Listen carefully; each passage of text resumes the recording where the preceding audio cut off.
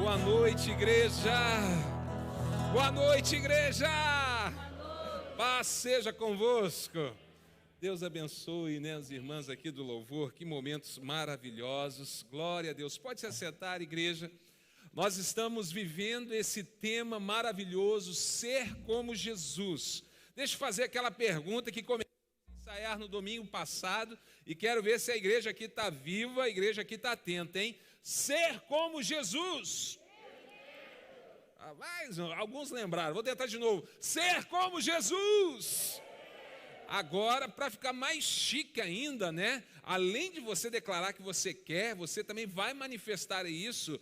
Quando você for fazer esse murro no ar, você vai levantar, vai dar um murro gritando e depois vai aplaudir e glorificar o Senhor Jesus, ok? Vamos ver se vai ficar legal? Ser como Jesus, eu quero! Aleluia!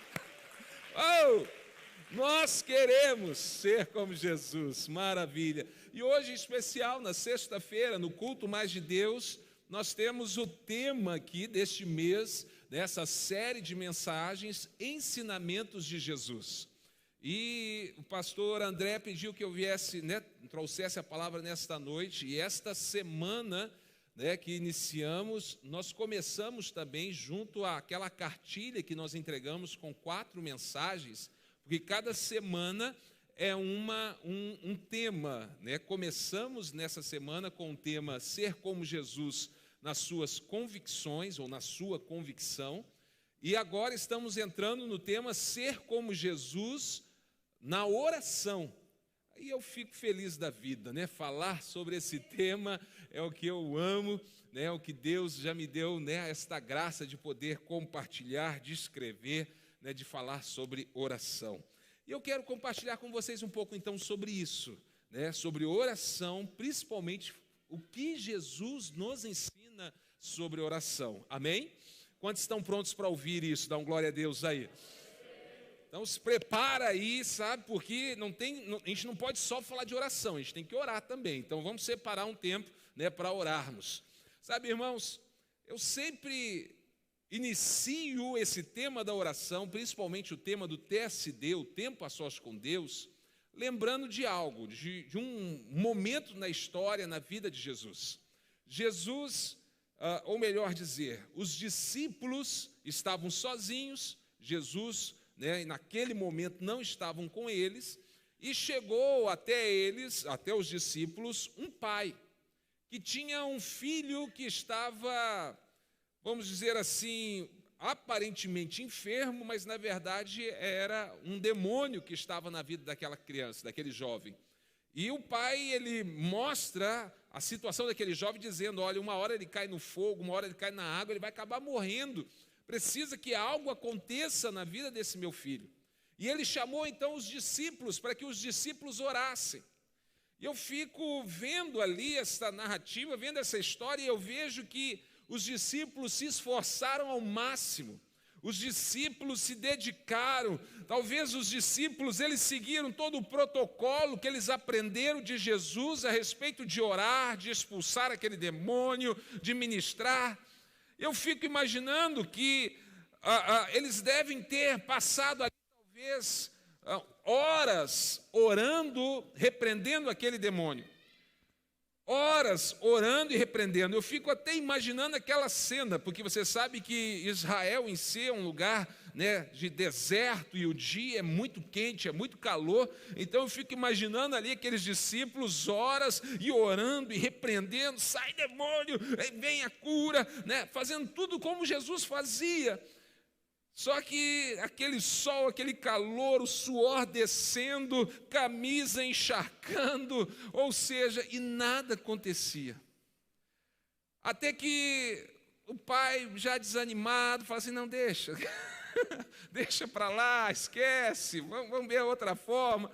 Só que chega Jesus naquela hora. Depois de muito tempo deles orando, chega Jesus, e aquele pai chega então até o Senhor Jesus e fala, olha, seus filhos já estão aqui, seus discípulos já estão aqui há horas orando, repreendendo, fazendo tudo que eles podiam pelo meu filho, e não aconteceu nada. Será que o Senhor pode fazer algo? E é interessante que os discípulos ficaram horas e nada aconteceu. Jesus, numa pequena frase, ele repreende aquele demônio e aquele jovem é liberto na hora. Amém, igreja? Jesus, em poucas palavras, repreende e o demônio vai embora.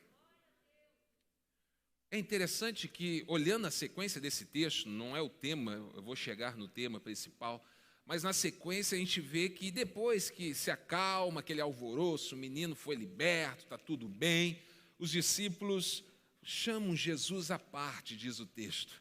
Chega ali, vem cá, mestre, por favor, a gente está aqui meio envergonhado, porque ficamos horas aqui, olha aqui, estamos todos encharcados de suor e não conseguimos.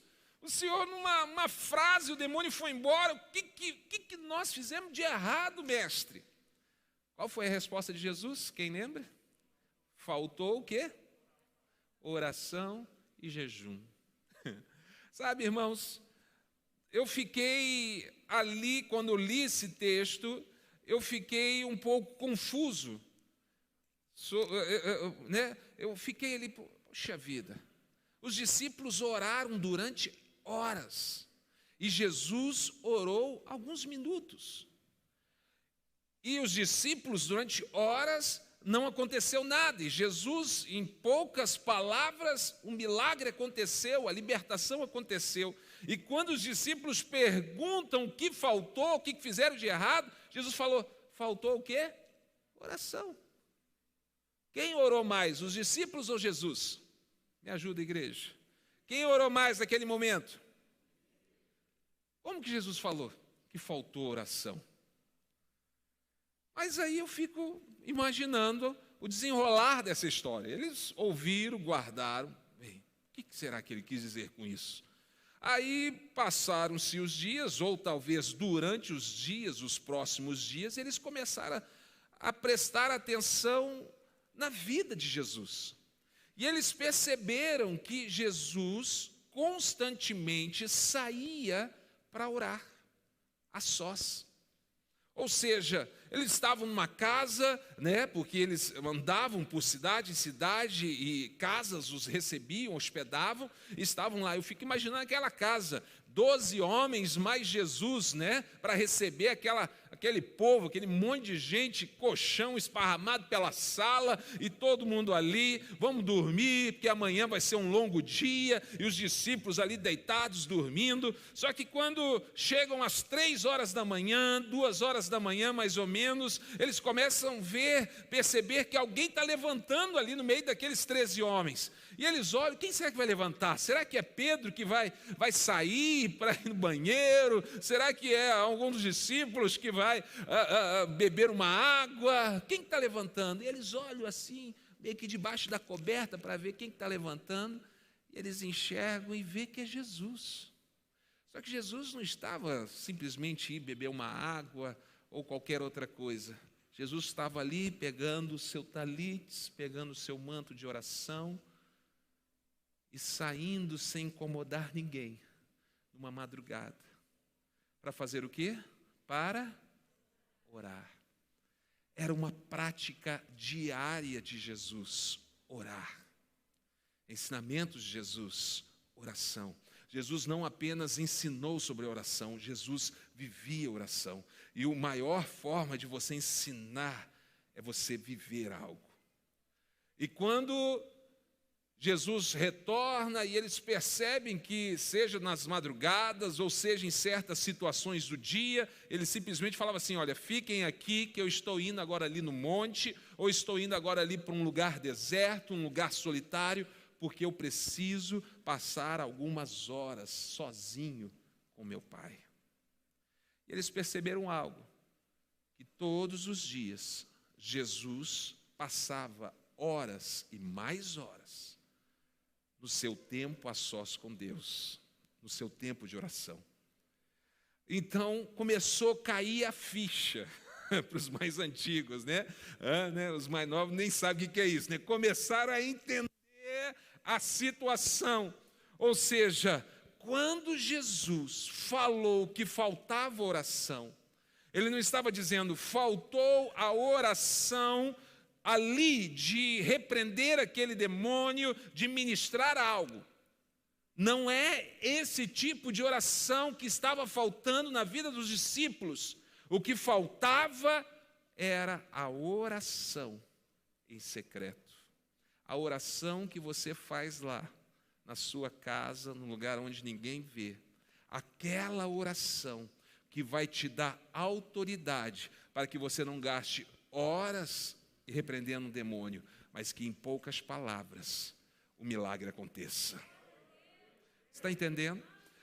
Esse tempo de oração, que eu chamo de TSD, tempo a sós com Deus, te dá autoridade. É esta oração. Então eles entenderam que não era a oração que eles se fizeram gastando horas, mas era o tempo a sós. Porque quem gasta minutos na sua oração secreta com Deus, quem gasta minutos no seu TSD, vai gastar horas numa oração durante o dia, ou numa ação durante o dia. Mas quem gasta horas no seu tempo a sós com Deus, durante o dia, todas as situações que aparecerem, em minutos serão resolvidas, porque você estará cheio da unção e da autoridade que vem de Deus. Quem está entendendo, dá um glória a Deus aí. Então eles entenderam de que oração que Jesus estava falando que faltava. Só que tinha um problema, que Jesus sempre orava sozinho. Eles não sabiam como que Jesus orava, e eles falaram assim, olha, os profetas têm as suas escolas, os rabinos têm os seus discípulos, e eles ensinam os seus discípulos a orar. E eles então pedem para Jesus, ensina-nos a orar. E Jesus, então, em Mateus, capítulo 6, pode colocar para a gente, vamos começar no verso 6, e a gente vai em diante. Jesus começa a ensinar. O capítulo 6, que está dentro do Sermão da Montanha, vai nos trazer vários ensinamentos sobre a oração. Começando sobre, antes do verso 6, pode deixar aí, mas antes, fala que não useis de vãs repetições. A oração que ele vai ensinar, que é a oração do Pai Nosso, não é uma oração para ser repetida, mas é uma oração modelo. Mas no verso 6 em si, ele mostra que tipo de oração que estava faltando. Ele diz assim, mas tu, quando orares, entra no teu quarto, no teu aposento, fechando a porta, ora ao teu pai que está em secreto, e o teu pai que te vê em secreto, te recompensará publicamente. Você está vendo aqui Jesus explicando, olha, a oração que você faz em secreto, haverá recompensa pública. Se você quer que a tua oração pública seja eficaz, que o teu ato profético, aquilo que você profetiza, seja eficaz, você precisa praticar e investir na sua oração secreta. As coisas caminham juntas. E Jesus, então, aí vem o que eu quero ministrar para vocês hoje. Ele vem ensinando essa oração, que não é a oração do Pai Nosso, verso 7, mas uma oração que nós podemos chamar de oração modelo. O verso 7, eu acabei de falar sobre isso, não useis de vãs repetições, ou seja, a oração que ele vai ensinar não é para ficar sendo repetida, mas é uma oração modelo. Verso 8, pode mais um, vamos lá. Mais um, então, a oração do Pai Nosso que eu quero chegar aí. Portanto, vós orareis assim. Essa todo mundo sabe de cor. Talvez esse seja o problema, porque a gente precisa entender. Eu não tenho muito tempo aqui, isso aqui dá assunto de um livro. Em alguns dos meus livros, os 40 dias, eu descrevi um pouco, mas tem muito mais. Não cheguei perto nem de esgotar esse assunto. Mas, portanto, vós orareis assim. Fala comigo, Pai. Vamos só aqui. Mais uma vez. A primeira coisa, falei isso na semana passada, foi o primeiro tema da nossa cartilha em Ser como Jesus. Você precisa ter uma imagem correta de quem é Deus para você. Você precisa ter. Então, a primeira coisa que Jesus quer que na oração você tenha muito claro quem é Deus para você. Quem é Deus? Sabe? A revelação de quem é Deus para você. Porque para muitos, Deus é o Criador. Todo ser humano é criatura de Deus, mas nem todos são filhos. Criatura significa que foram criados por Deus. Alguns até reconhecem Deus agora, então, como um Deus criador e um Deus que deve ser servido. Então, se apresenta como um servo de Deus. Então, Deus é apenas um senhor para ele. Ele serve a Deus, ele trabalha para Deus. Aquele que é criatura nem sempre serve a Deus. Quem serve a Deus é criatura, mas apenas serve. Aí vem o Senhor Jesus e fala assim: olha, não vos chamareis mais de servos, porque servo não sabe o que faz ao seu Senhor, mas eu quero que vocês tenham um nível maior de intimidade, eu quero que vocês conheçam o coração do seu Senhor. Então vou chamar vocês agora de amigos. Está subindo o nível de relacionamento. Amigos não é mais apenas uma criação, criatura. Um amigo também é criatura, mas a criatura não é amigo. Aí você sobe o nível, você passa a ser um servo do Senhor. O servo, ele é uma criatura, mas ele ainda não chega a ser um amigo. Agora, o amigo, ele tanto é uma criatura de Deus, ele foi criado por Deus, ele serve ao Senhor, mas também ele tem relacionamento. Só que quando ele chega, neste momento ele fala, a um nível ainda mais profundo. Porque o amigo, ele não tem a sua identidade firmada em Deus.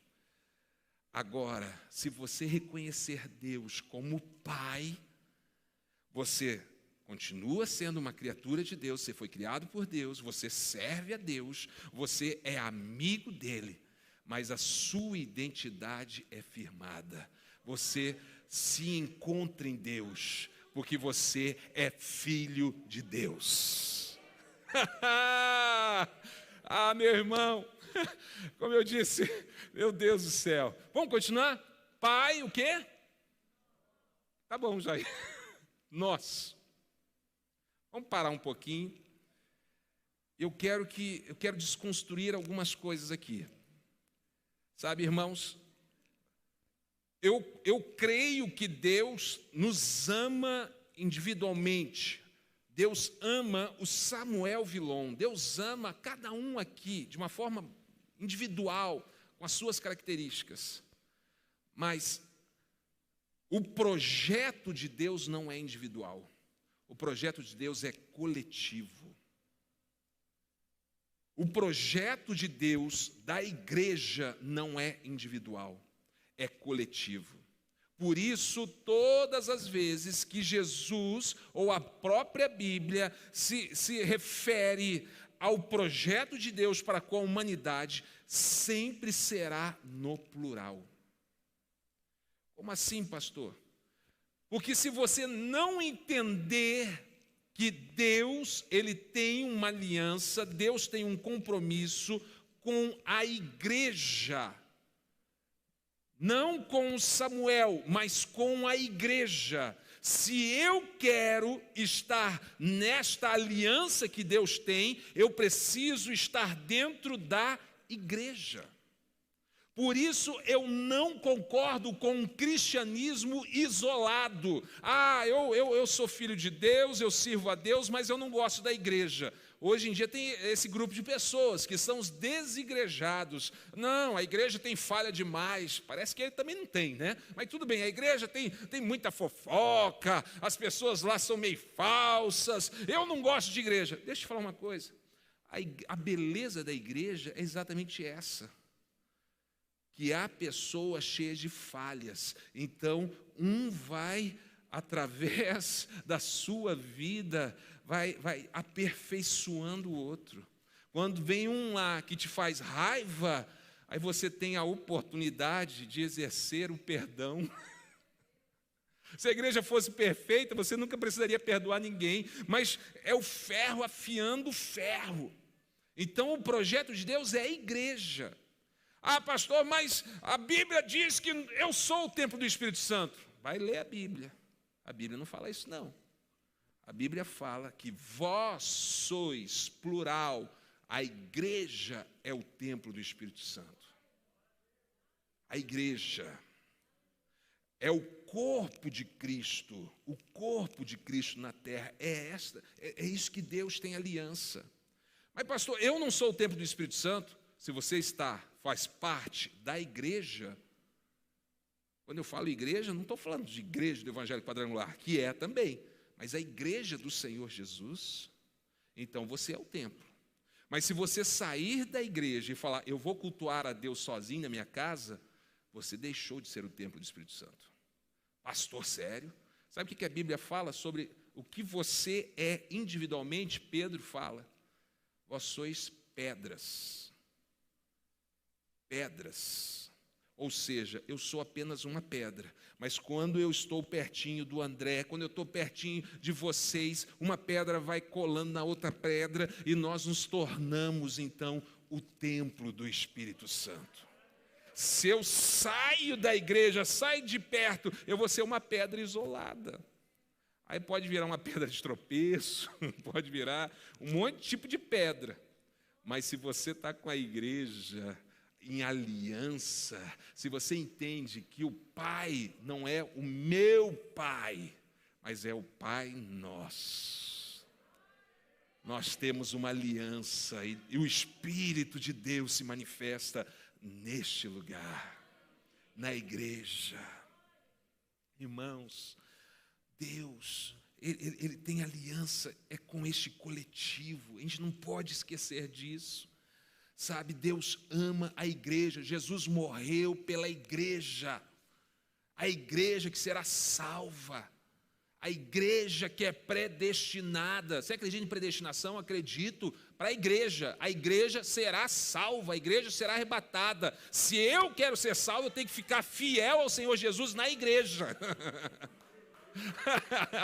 Está entendendo? Se eu me desligar, eu perco a salvação, Se eu me desligar desta aliança, eu perco. Então, irmãos, Pai Nosso. Ai, meu Deus do céu, vamos lá. Pai Nosso, o que mais está escrito aí? Que estais nos céus. Está aonde? Nos céus. Sabe por que há essa continuação a respeito de Deus? Ele fala Pai, que é a identidade dele, firmando a nossa identidade, fala sobre o coletivo, sobre a igreja, e agora ele define o propósito, o foco que a igreja precisa ter, que se chama céu.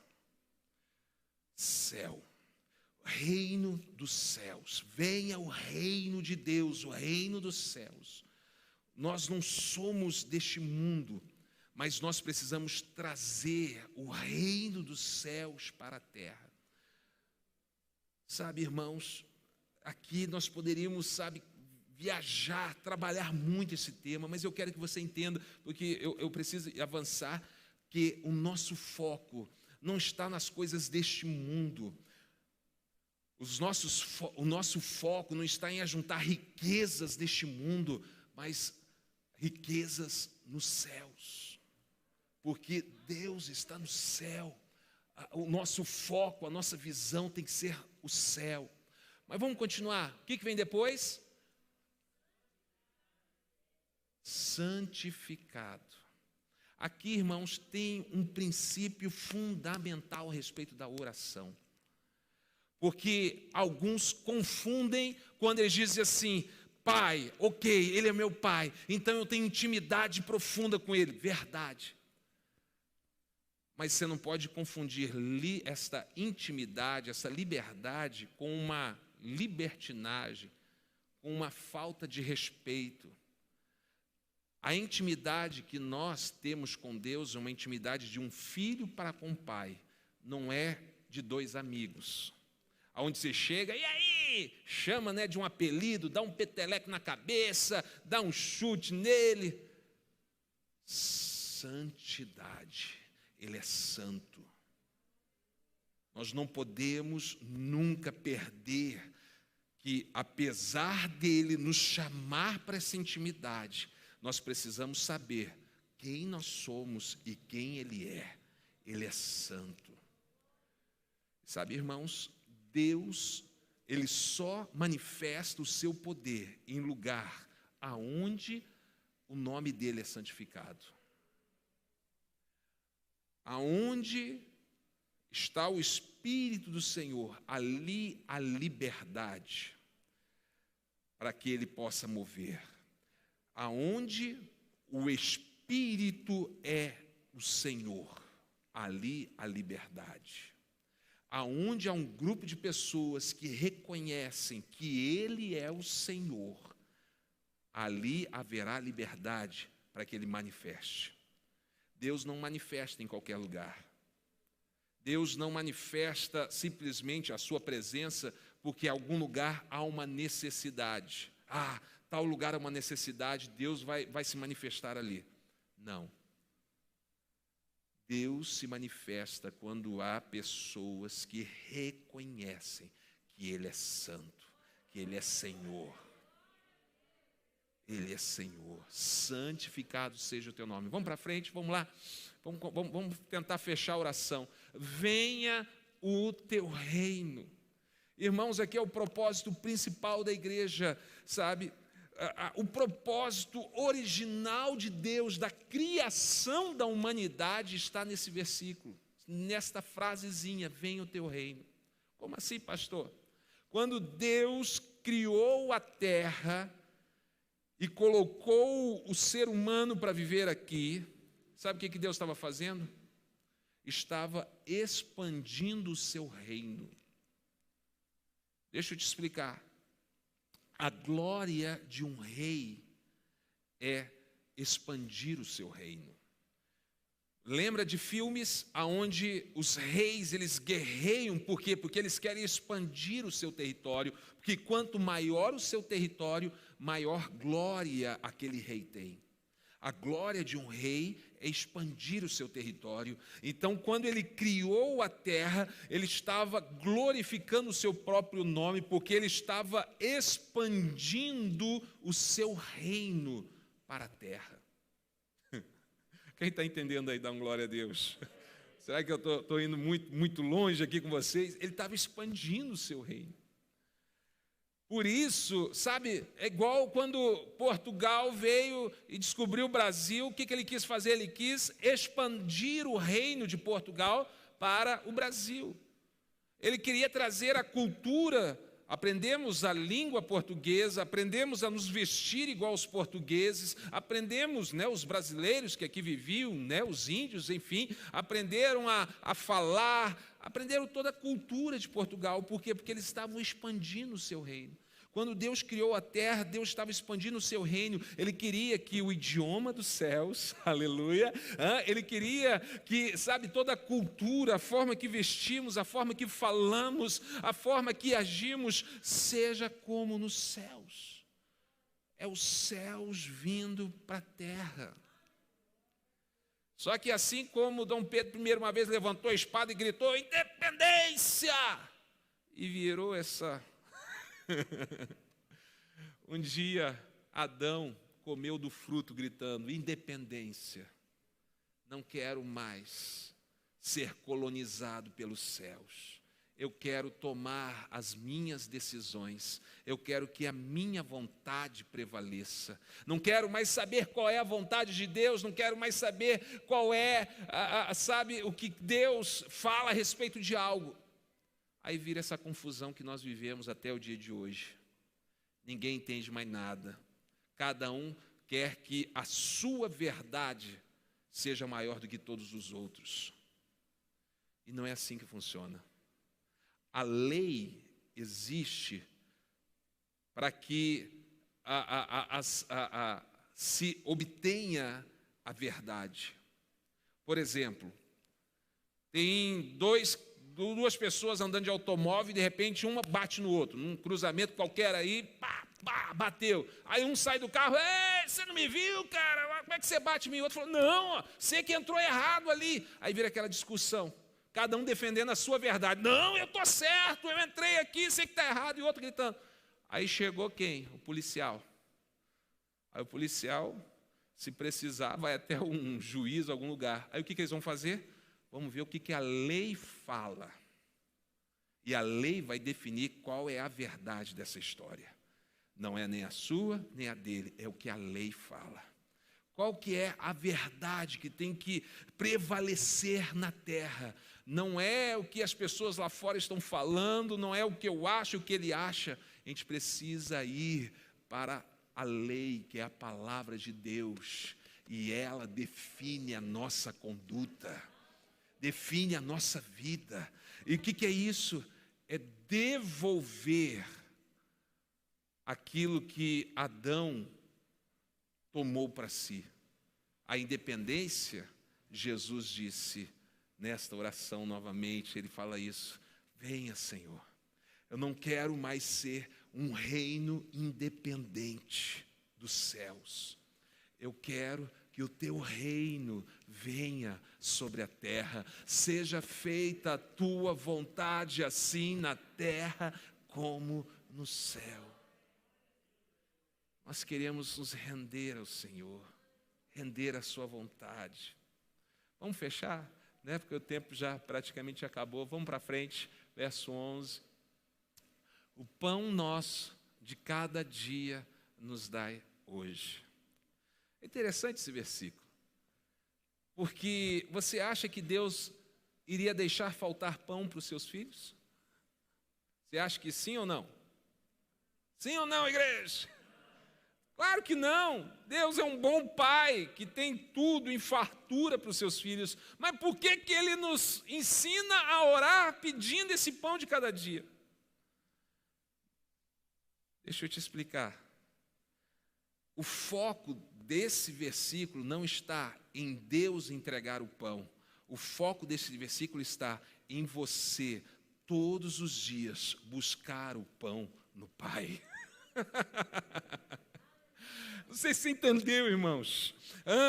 O foco não está é que Deus vai dar ou Ele vai esquecer de te dar. O problema é que você, se você tiver o pão já do mês inteiro, você não vai se lembrar de buscar a presença de Deus. Por isso, Ele pede: olha, Senhor, não me deixa, não me dê nessa fartura que me faça esquecer do Senhor. Eu prefiro viver cada dia o seu momento, porque aí eu serei obrigado a todo dia fechar a porta do meu quarto e buscar não só o pão para esta carne, mas buscar o pão vivo que desceu dos céus, o maná celestial, buscar a presença de Jesus. O foco não está em Deus falhar, mas o foco está em você e eu falharmos de buscar. Por isso, eu quero depender de Deus todos os dias, porque isso vai me forçar a buscá-lo todos os dias. Vamos para frente, verso 12. Oh, meu Deus, perdoa as nossas dívidas, assim como nós perdoamos aos nossos devedores. Irmãos, aqui está a ligação entre a tua ação e a ação de Deus. Tudo que você deseja de Deus está relacionado ao que você está semeando. É a lei da semeadura. O que você planta, você colhe. Se você planta perdão, você vai colher perdão. Se você planta inimizade, você vai colher inimizade. Se você planta ódio, você vai colher ódio. Ser como Jesus é perdoar. Exageradamente perdoar. Liberar amor, liberar graça, liberar perdão, porque quando você planta, você também colhe de Deus. Amém? Verso 13. E não nos conduzas à tentação, mas livra-nos do mal. Né? Não nos deixes cair em tentação, mas livra-nos do mal.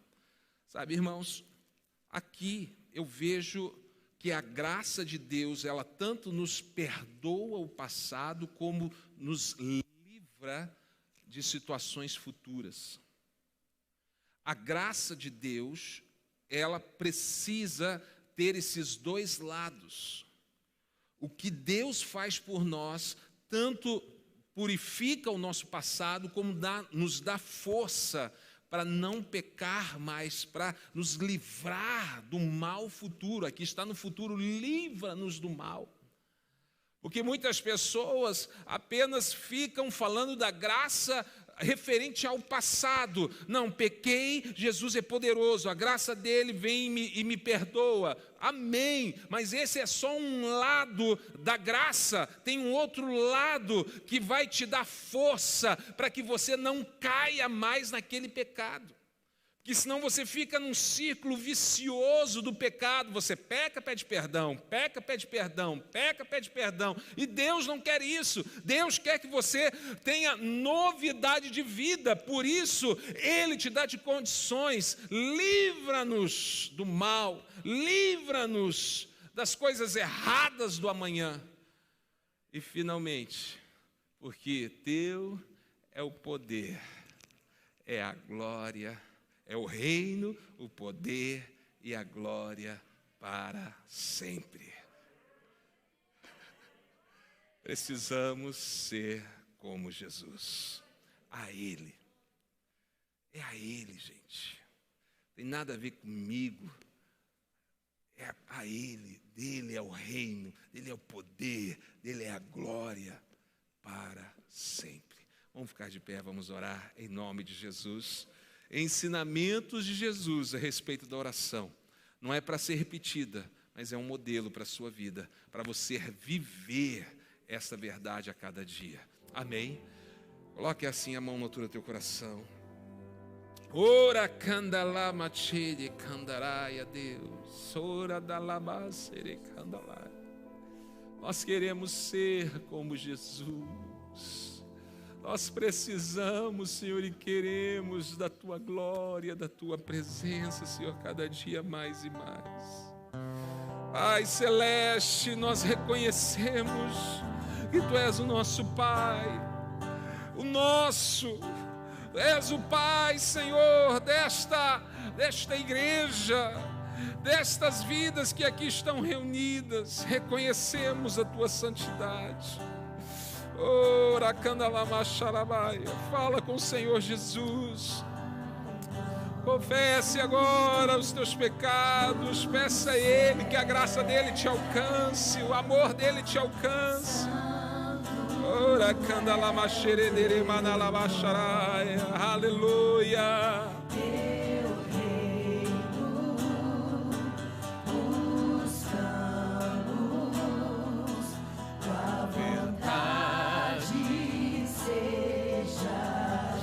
Aleluia. Na terra como é nos céus, deixa o céu descer. Na terra como é. Aleluia. Ei, Senhor Jesus, vem, Senhor Jesus. Que venha o Teu reino, Senhor, sobre esta cidade, sobre as nossas vidas. Deus, nós confiamos no Senhor e sabemos que Tu tens o melhor para nós. Tu tens o melhor para nós. A nossa vida, a nossa família.